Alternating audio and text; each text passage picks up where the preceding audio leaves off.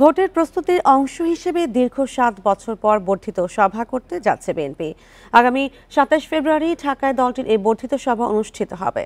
রোববার গণমাধ্যমে পাঠানো বিবৃতিতে এ তথ্য জানায় বিএনপি। বর্ধিত সভায় বিএনপির স্থায়ী কমিটির সদস্য, ভাইস চেয়ারম্যান, উপদেষ্টা, জেলা, মহানগর, থানা উপজেলার সভাপতি, সাধারণ সম্পাদক, ২০১৮ সালে জাতীয় নির্বাচনে অংশগ্রহণকারী সদস্য এবং অঙ্গ ও সহযোগী সংগঠনের সভাপতি ও সাধারণ সম্পাদকরা অংশ নেবেন। বর্ধিত সভা অনুষ্ঠান সুষ্ঠুভাবে সম্পন্ন করতে ২৭ সদস্যের বাস্তবায়ন কমিটি গঠন করা হয়েছে। এতে বিএনপির জ্যেষ্ঠ যুগ্ম মহাসচিব রুহুল কবির রিজভীকে আহ্বায়ক করা হয়েছে। তবে কোথায় এই সভা অনুষ্ঠিত হবে তা এখনও চূড়ান্ত হয়নি।